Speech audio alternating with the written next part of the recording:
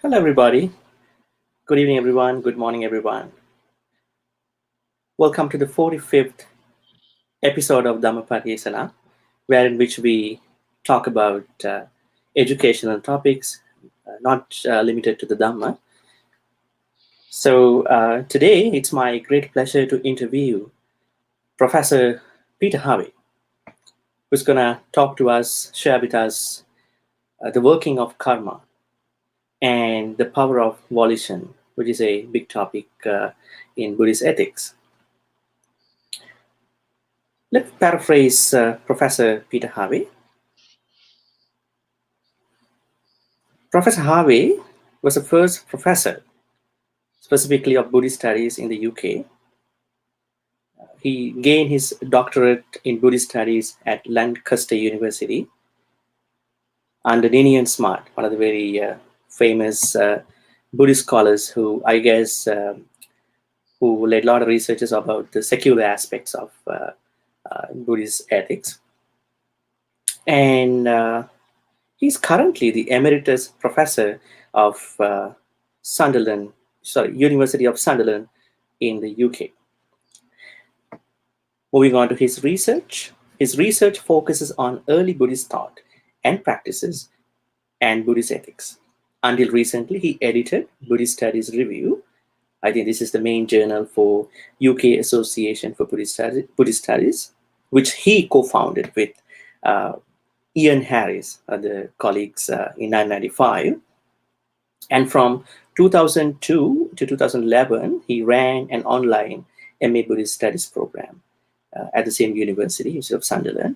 I probably think that it was now transferred to University of South Wales in the UK. Yeah, sure. He is the author of many thought-provoking works. To mention a couple of them, An Introduction to Buddhism, Teachings, History, and Practices, published by the University of Cambridge Press in 1990. That was the first publication, and second publication was 2030. And The Selfless Mind, Personality, Consciousness, and Nirvana in Early Buddhism, published by the Curzon Press in 1995. And An Introduction to Buddhist Ethics, Foundations, Values, and Practices, which was published by the University of Cambridge Press in 2000. In addition to his previous works that I mentioned here, he was on a lot of other publications lately. I guess this was just before the COVID-19, and I think he's working on some of the other works too. He published another book called Buddhism and Monotheism in 2019, which was published by the Cambridge University Press. And 2019, he also published, I guess it was an edition with one of his colleagues, Naomi Appleton. I guess she's one of the lecturers at University of Edinburgh in Scotland. Buddhist Path, Buddhist Teachings and Studies in Memory of Ellis Cousins. And he currently involved in a project with the International Committee of the Red Cross on exploring the relationship between Buddhist ethics and international humanitarian law. That was, I guess, an issue of Contemporary Buddhism Journal on this, which he also helped to edit for a conference that was held in Sri Lanka in 2019. So much so, and then in addition to all that, he edited an anthology of Theravada, Mahayana, and Vajrayana texts, common Buddhist texts, guidance and insight from the Buddha, published for free distribution by Mahachulalangkorn Rajavidyalaya University in Thailand. And he's also a member of the Samatha Trust and teaches a free online course on Samatha meditation. I know that you are into Samatha meditation lately. I don't know for how long. You are a good practitioner as well, in addition to your academic expertise. 45 years. It's not a short time, 45 years. And he's retired and now lives near York in the United Kingdom. Dhamma folks, please join me in welcoming Professor Peter Harvey. Professor Harvey, how are you doing today? Okay, thank you very much. Yes. Let's get going. Thank you for accepting the invitation. Okay, thank you for inviting me. Yeah. Okay, so our topic today is the working of karma and the power of volition. So let's sort of clarify the bigger part of karma. The bigger part, I guess the heart of karma is volition. I would say chetana. So there's a kind of confusion about the term that we could use to understand chetana. I'm not talking about volition or intention. So a lot of people use these words, interchangeably at different places. Some people use volition. Some scholars, some non-scholars use volition and intention differently. And your article to, I guess, to the journal, to the Oxford Handbook of Buddhist Ethics, which was published in 2018 under karma, you mentioned that these two terms have their own inadequacies to some level. Probably you can correct me. Yeah, I mean, the term intention can be used in a range of ways. Yeah, let me quote what you write here. You write there, volition may lack something of the full goal directedness of intention. So it lacks something that we see in intention. Also, on the other hand, intention lacks something called the impelling force of volition. So the problem here is, now for folks like who are watching this, they want to know kind of a word that they can use without mistaking what chetana means to be. So as a scholar and as a practitioner, how do you see this term called chetana? I know it's a big term in both suttas and Abhidhamma. I kind of understand it as a kind of basic impulse behind an action. So there is clearly includes an intention, the intention of an action that you are doing now.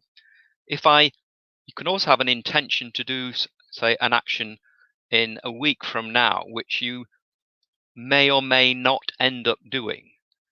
But that's kind of intention in a slightly different sense.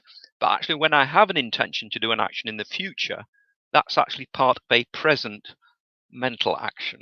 Okay, so when we say chetana is intention, it means the intention which is part of a present action of body, speech, or mind. And it's also, chetana is the volitional impulse behind an action, which helps draw in and organize and marshal other mental states to ensure or to lead to the doing of an action. Yeah. Okay.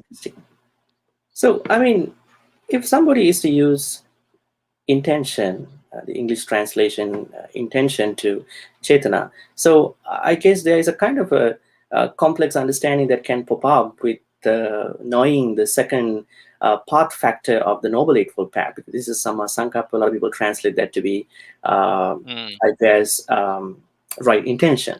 So I would see samma sankappa. I prefer to pronounce samma sankappa as right resolve. It's quite a powerful word. It's the kind of the gathering of your mental states to put energy into something. So right resolve is for basically loving kindness, compassion, and renunciation. So in that sense, it's a powerful mental action, which includes it includes volition or chetana, but it's in itself a mental action. It's quite interesting. There's a distinction between chetana and a mental action. If you have a line of thought that you develop, then that's like a mental action. Interesting. Let's sort of delineate chetana, I would say volition in our understanding at this point, in the sense of, the generic understanding, because now a lot of people, they don't know these hardcore teachings, I mean, Abhidhamma and all that. They only need this term to understand karma, actually. They understand karma is nothing but the chetana. So going beyond that, we can see that, especially when it comes to Paticca Samuppada, the dependent origination, the central conception of Buddhism, in those kind of teachings, we can see that Chetana has been clearly given as a part of Sankhara. Now, in the sutta called Vibhanga Sutta, I guess it's Samyutta Nikaya 12.2, Buddha mentions what do you call Sankhara. Nama. Nama. Sankhara, yeah. Yeah, Sankhara. Okay. And in the Sankhara, no, actually, what is Nama? Actually, Nama and Rupa. So, what is Nama and Rupa? So, in that analysis, what we can say is Nama means a couple things. So, that is Vedana, Sanya, Passa. Vedana means feeling, Sanya means perception, Passa means contact, Manasikara means attention, and Chetana, volition. So, and Rupa part means both the 4 great elements, Mahabhuta Rupa, and 24 subsequent dependent rupas that rise because of the 4 elements, Upadaya rupas. So the question here is why it was opted out. I mean, why it was not Sankhara, but a set of 3, contact, and then attention and volition. So, on the other hand, we can see Chetana, the Sankhara is a part of 5 aggregates. So, a lot of people, they get misunderstood why Namarupa was given differently. So, I guess this is because of the definition of Patisamuppada deals with the process of construction, formation, and 5 aggregates is a fine example to that process. It's like a constructed process. So it's already constructed. Take a look at our 5 aggregates. You can say, okay, I'm not Bhante Chandima, and you're not Peter Harvey. You are an amalgamation of 5. But in the Patisamuppada, we can say it is a process of construction of formation. So how do you see this Chetana as a part of Patisamuppada? So how do you see that? In 2 respects. Okay, as part of Nama Rupa, I tend to think loosely of Nama Rupa as the sentient body, the body, Rupa, and some key aspects of sentience. And then the condition for that is consciousness. If you take consciousness and Nama Rupa, the sentient body, then you've got equivalent to the 5 aggregates. So Chetana is one of the factors in the mind that's picked out in Nama Rupa. And then also the factor which conditions consciousness, the kind of Sankharas constructing or volitional activities, is the particularly Chetana itself, and also accompanying mental states, might be skillful, wholesome, might be unwholesome, might be intensifying.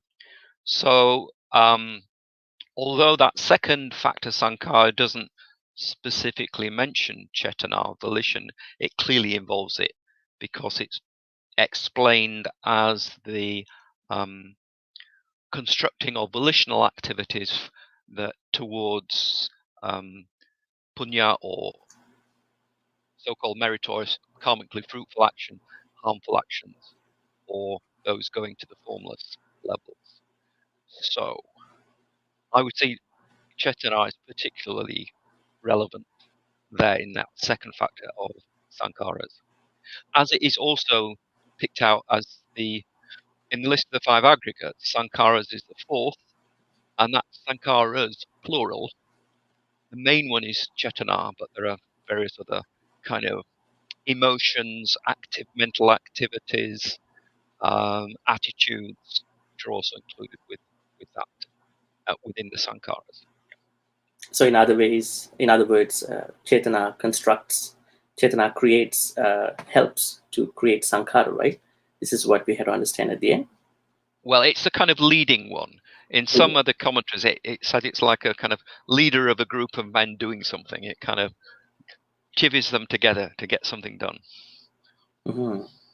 Great. Okay, so because we are talking about karma, the big topic is karma, but we're looking at Chetana and what it plays in terms of karma. So now this is interesting. I mean, I'm talking from a normal people's understanding. All our actions karmas.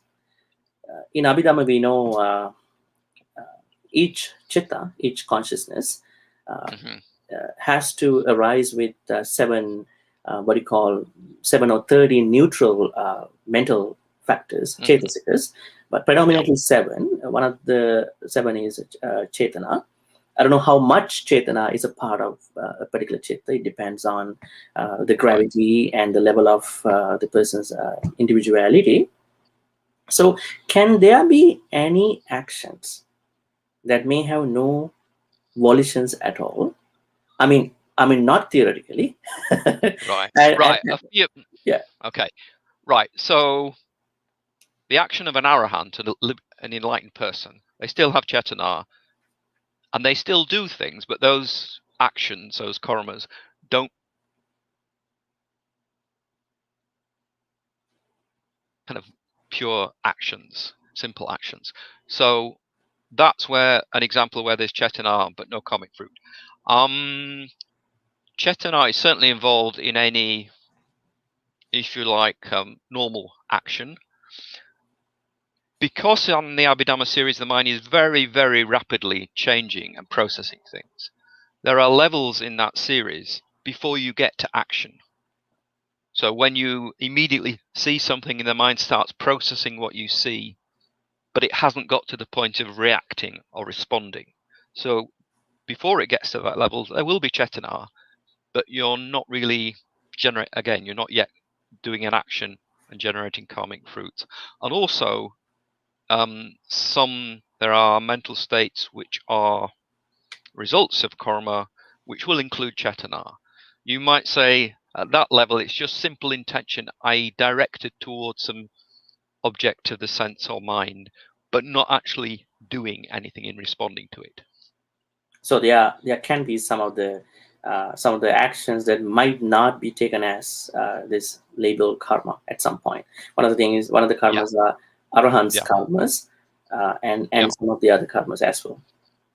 Right. So the arahant acts, but without karmic fruits. Apart from arahants, any actions you do will include cetanā. But there are some mental states which include cetanā, which aren't actions, aren't karma. Okay.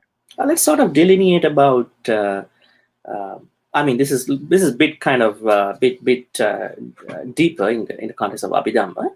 Now, in Abhidhamma, it says in order to have a chitta viti, the sort of object has to go through 17 moments at the most, but it depends on the greatness of the object, as well as if it goes into manodvara, the mind door, that object has to be very clear to pass through the moments. So if we talk about a kind of a regular full course of a chitta viti, I would say consciousness series. Yeah, consciousness series. We can see that there are 7 chitta moments, chittakkhanas, that an object has to go through. It says that each of these moments, the person is creating karmas, from a smaller to higher degree. So, what is javana to do with volition? Well, it's only at the states where javana is occurring where you're generating karmic results. The end of the cognitive series, or very close to the end, you have a few moments of javana, which are a more kind of active response to what you have perceived and how you have perceived it. I mean, for example, at present, just about out of the corner of my eye, I've got a vague image of some bookcases. I'm not really paying it attention. It's not strongly registering on me, and I haven't got any volitional response to it. If I turn and look and maybe read a title and it made me think of something, there'll be beginnings of kind of mental response, and there may be some javana, some active response, which generates a little bit of mild karma. Mm-hmm. Okay. Okay, great. So now let's talk about karma in general. Now, this is a big, I would say, and I would say a misconception to many. Now, a lot of people believe that everything that they experience can come through previous karma.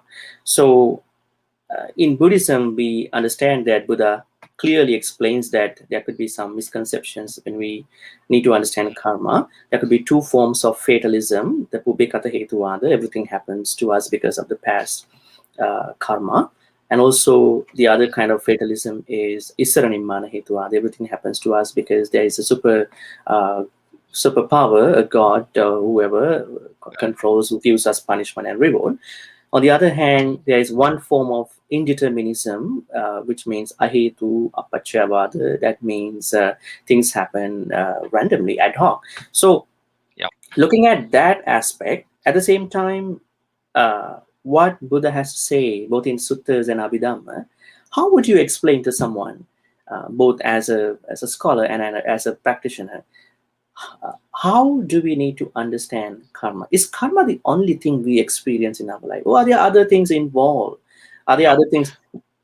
Yeah, I think you have a good answer. Yeah, right. The Buddha clearly said that it's wrong to see all your experiences as due to karma. He said it both. It's wrong to see all illnesses as due to karma. It's wrong to see all vedana, feeling, as due to karma. And he gives a list of causes, some kind of material to do with elements in the body or overexertion. And then at the end of this list, or it may be due to a fruit of karma. So in that sense, I see that as saying that the working of karma is a real cause in the world alongside other causes. It's not a kind of metaphysical explain-all. So in terms of one's own experience and dealing with the ups and downs of life, one can see any bad or in fact good experience as this may be the result of my karma. And that helps you be patient with the ups and downs of life. You don't know it's the result of karma, but there are quite subtle things which one can see. Well, just step back a minute. Right. The way I experience the world as a human being arises because I'm a human being. I have the karma to be reborn as a human being. Okay, so that has a general effect. And then what I choose to do will tend to put me in certain situations rather than other situations. So I get the experiences that come with those situations that I put myself into. You know, a dangerous situation or one which inflames the passions or going to a meditation class or whatever. Different situations, different experiences. And then also what you notice in the place where you are is affected by your character. So there can be two people in the same place. One person will tend to notice the pleasant aspects. One person will tend to notice the irritating aspects. So from what's available to experience, you tend, from your character, which is formed by your karma, you will tend to pick out different things. So that's, I think, the fruit of karma as well. And then, of course, how you respond, that's new action. That's not the product of past karma, although the kind of things you tend to do will come from your character, which is a product of karma. So, for example, if I've tended to be quite angry over my life and I get quite angry and easily angered, that's a result of my past actions. And so I will be more easy to get angry now, or the opposite, of course. So it's a question of how one shapes oneself by one's actions. What sides of your character you feed by what you choose to do. And so, for example, meditation is cultivating more skillful states of mind, more wholesome states of mind, strengthening them, and not pulling away the conditioning for unskillful states of mind. And you mentioned about some of the some of the things that can come to us not because as a consequence of karma, like some of the abhadas, like I guess utuparinamaja abhada. I mean, some of the illnesses that we have, like pollen allergies. When the season changes, we get some allergies. Visama pariharaja, which means careless behavior. I mean, you go to a gym and you're gonna lift the weight without warming you up, and, and then you get into a lot of problems at the end. And opakamika abada, exertion, and also kamavipaka is one of them. But although kamavipaka is just one of them, in many places, like even in the universal laws, utu niyama, what do you call utu bija, Dhamma, Kamma, Chitta, so seasonal effects, germination process of a tree or plant, and then the Kamma, what do you call action and result, cause and effect, and action and result, and the phenomena, mental phenomena things, at the same time, what is happening within your mind. Although we can see karma plays one of them, but looks like karma plays the bigger role, I guess. Now, for example, if you look at Abhidhamma, you can see we are reborn with a patisandhi chitta, a rebirth consciousness based on something that we had just before we're going to die, that came to our consciousness. That is one of the things. Second thing is, as long as we don't, deliberately taking objects, into our senses, our sense faculties. In Abhidhamma, we know that they don't talk about sense faculty. They call about sensitivity of the particular sense faculty, called pasada rupa, chakku pasada, sota pasada. So the process that starts from the impingement of an object towards the particular sensitivity of the sense faculty, and then it creates the sensory consciousness of the relevant sense faculty. So in Abhidhamma, this is really invisible to us. This we have no clue over it, actually. So it says that these are kind of thoughts that are rootless. That means we don't do it in this life. Let's say I'm not moody now, I'm happy. Although I can do something to make myself happy, but most often on a day, if I'm moody, that could be a reason of one of my past lives. So looks like karma plays a bigger role. So how do we understand this bigger role, and the teachings that karma is not the only thing? It's something interesting. I mean, given that a karmic results, when they occur, is more or less indeterminate. It depends on other conditions at the time. And so clearly there is an interplay going on all the time between what you are doing now, what you're choosing to do now, and factors in oneself and one's environment, which to varying degrees will be influenced by karma.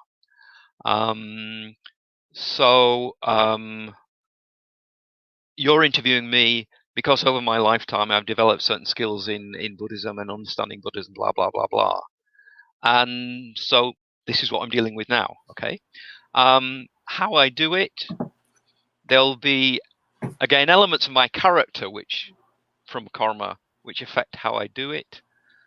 But there will be some elements of maybe relatively new things.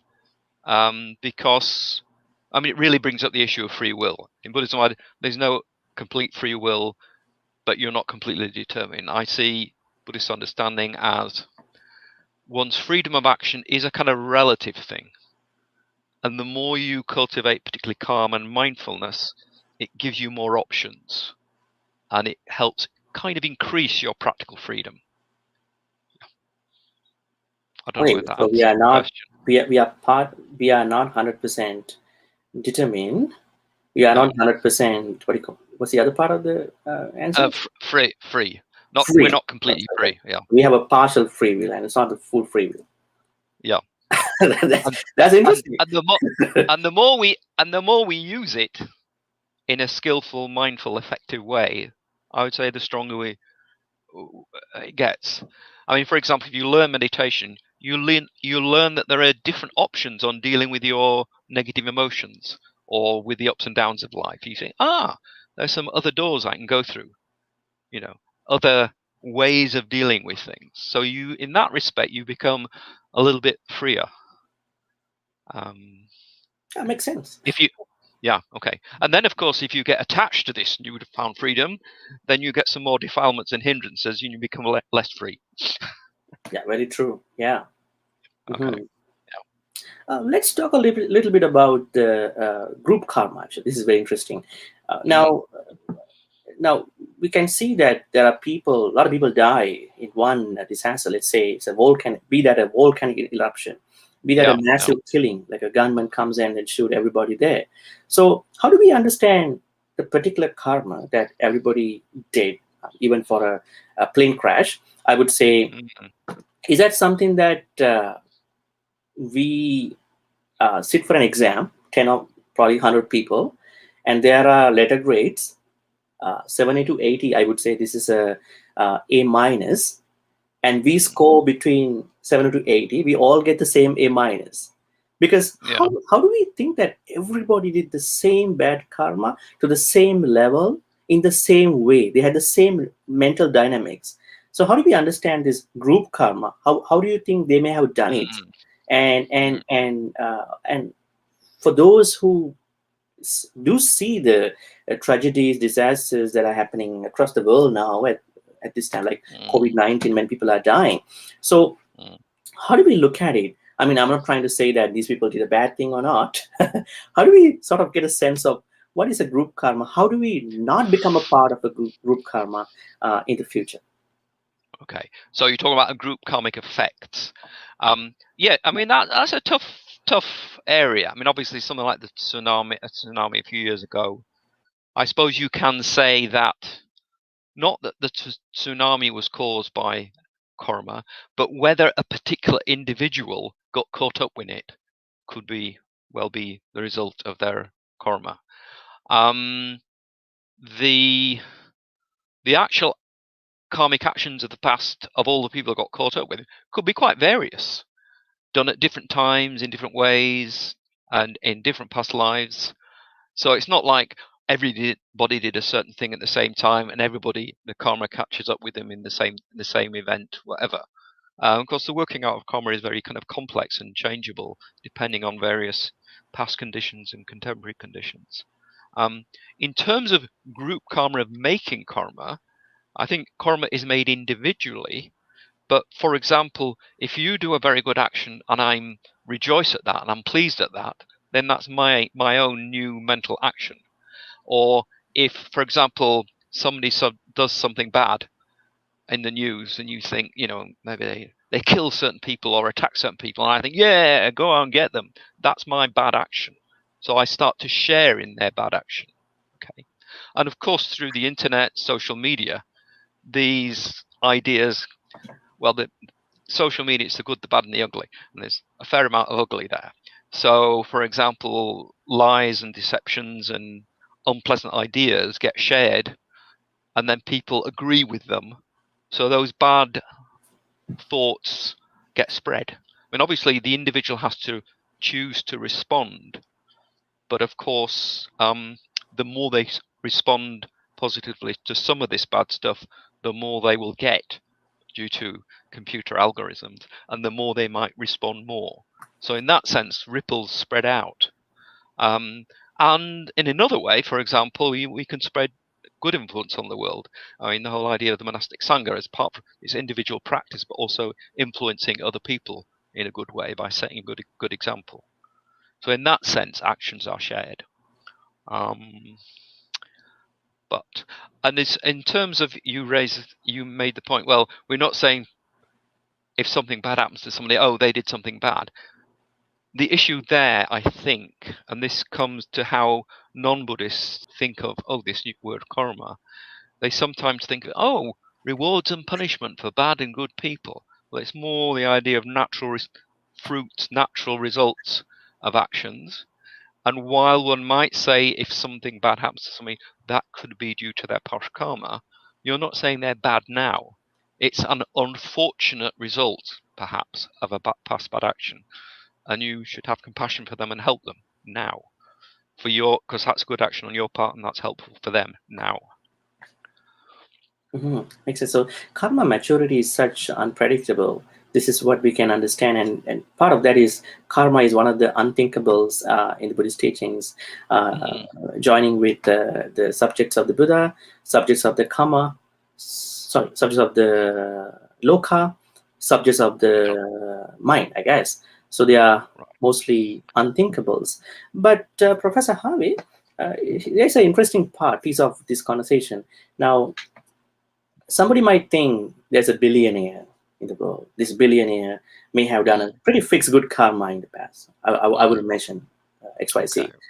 And we also see that the billionaire is doing a lot of philanthropic work now. So probably he's making his future life really well.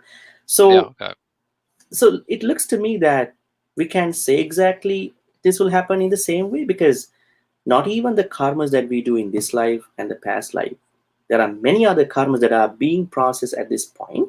So karma maturity, the maturity of karma is really, really unpredictable, especially when it comes to the rebirth. Now, karma cannot be discussed without talking about rebirth.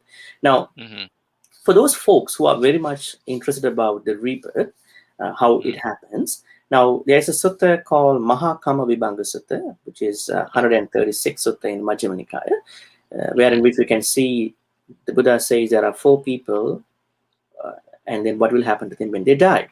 So there are 2 people who die as we wish, as we know. A good person who dies and then will be reborn in a good place. A bad person who dies gonna be reborn in a bad place. But the last 2 sound a bit awkward, at the same time different to us, which means a good person will be reborn as a bad person, and then a good a good person who is reborn in their next life in a bad situation. Bad situation. Bad situation, and a bad person who will be reborn in a good place.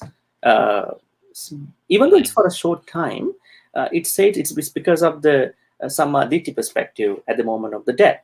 So that's part of it. That's one of the reasons. One of the reasons. Because it's said that it's from actions of earlier lives that are now catching up, which bring their effects before the actions of this life, or it is because of something you do close to the time when you die, or it's your view of things, your view at the time of death.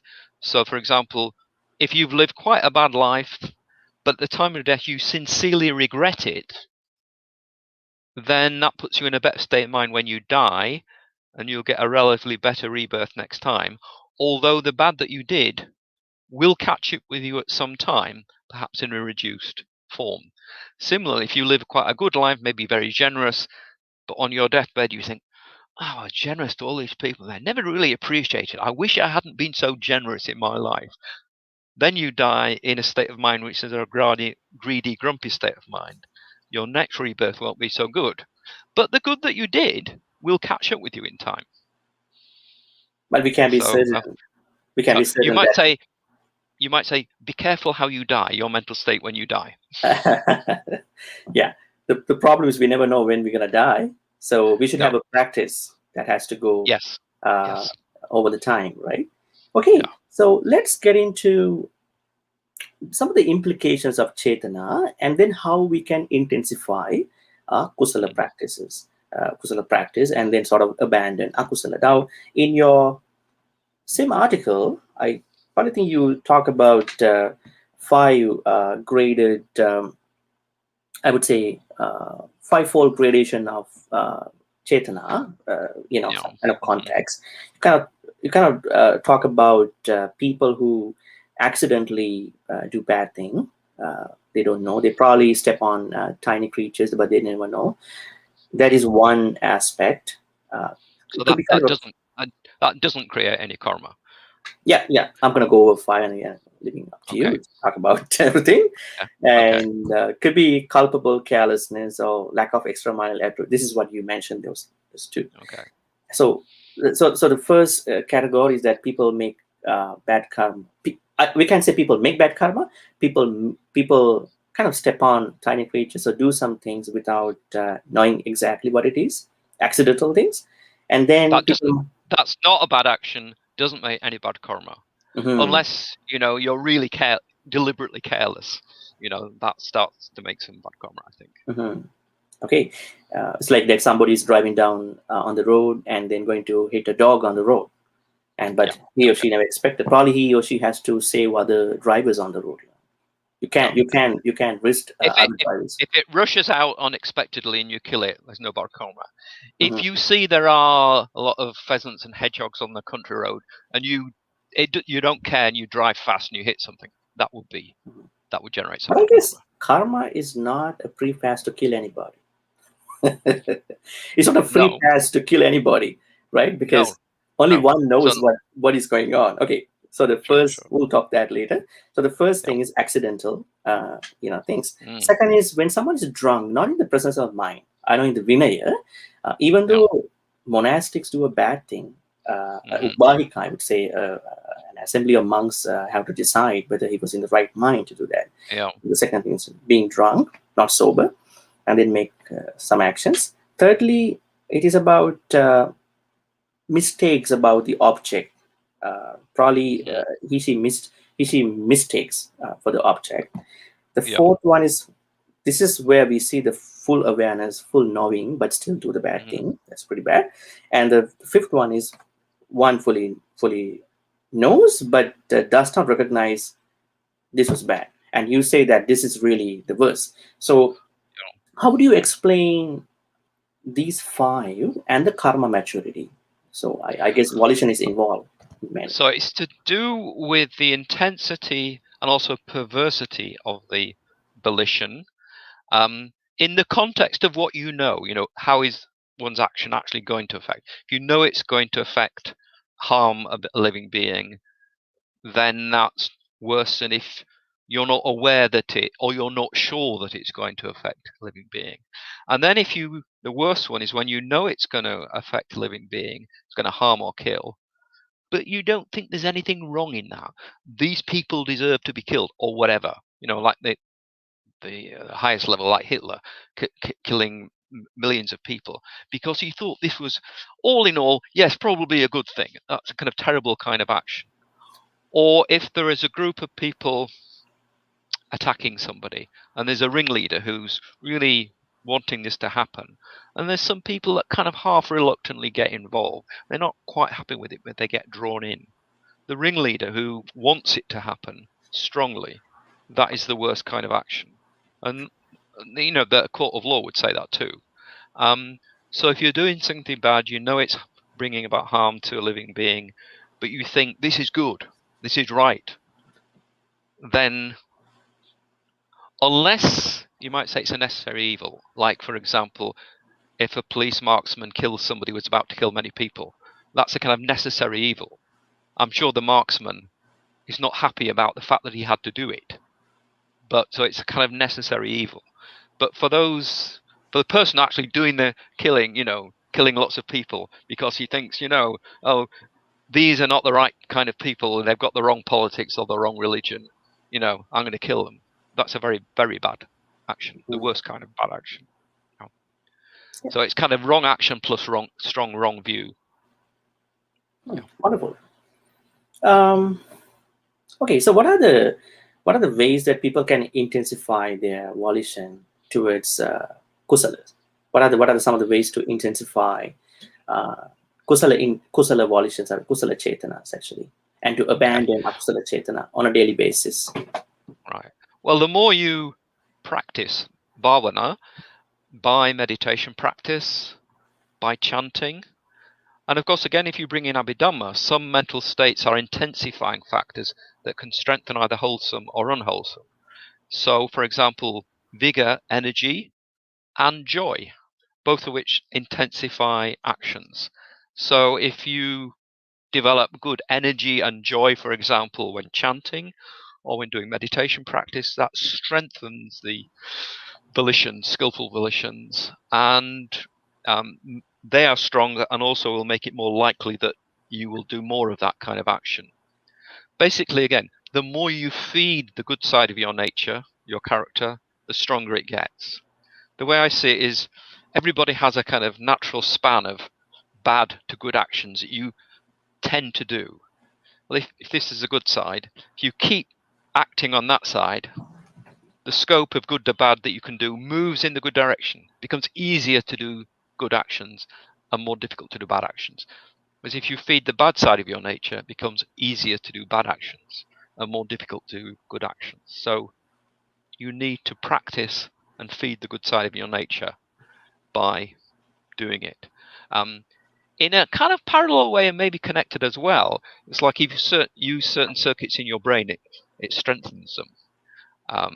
It said that a London taxi driver has to learn all the roads in London, how they interconnect. A certain part of their brain gets bigger. So, if you develop, practice, exercise a certain side of your nature, it will become stronger. Does it mean we have to form new habits if we don't have them? Yes. And then you probably mentioned about Samma Vayama, I guess, how to develop right effort towards creating.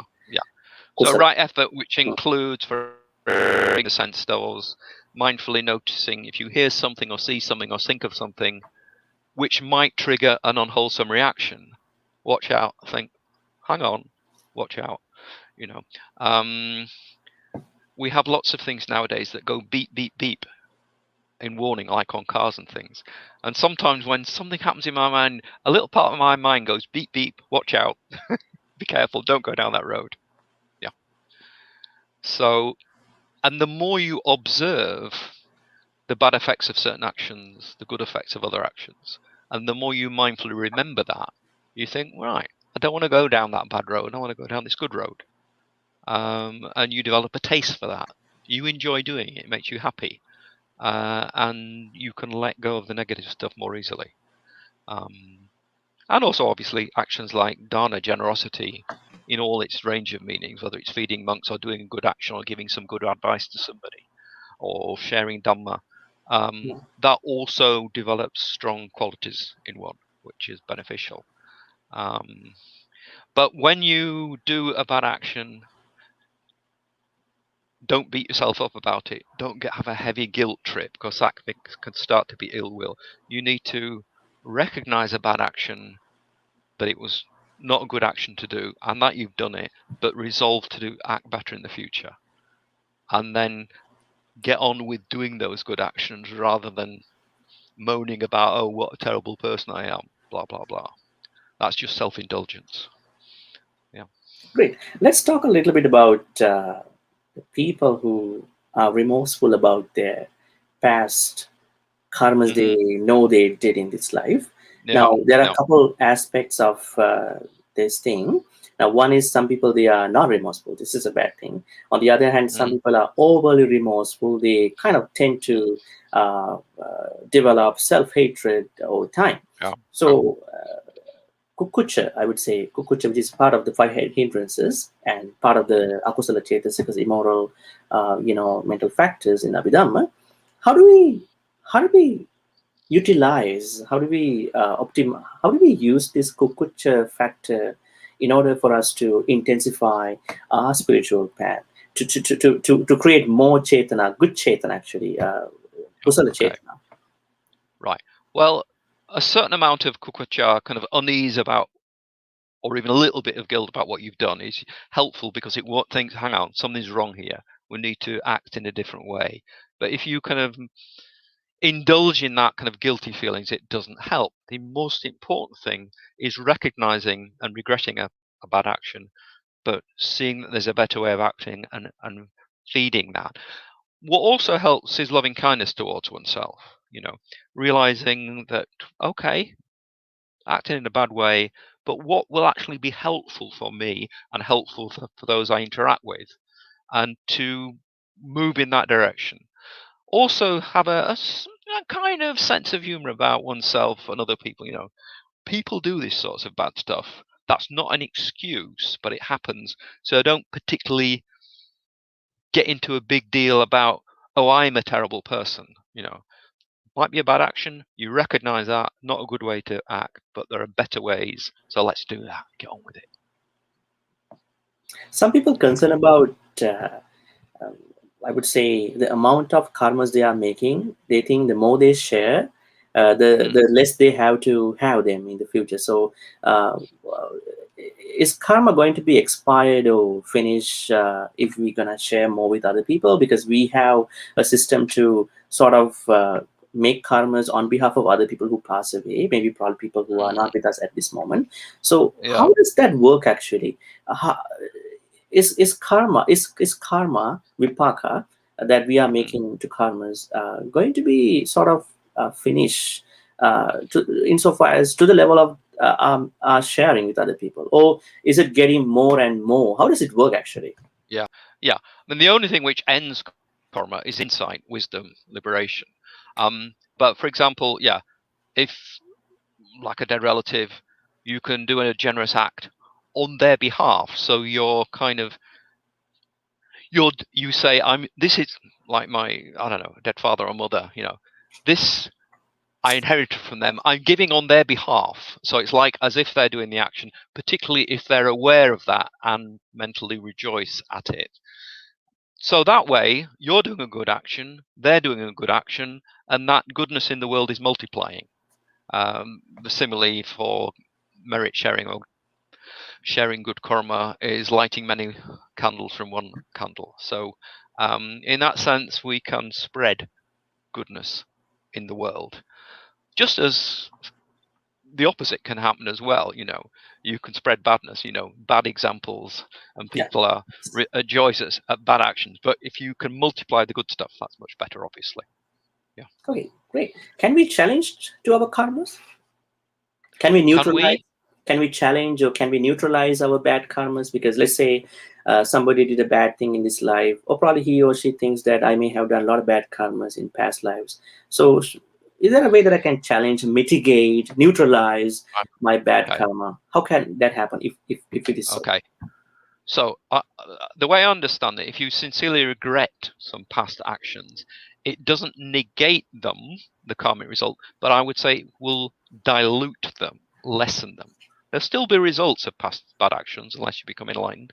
But good actions and good mental responses, regret, etc., can dilute those effects.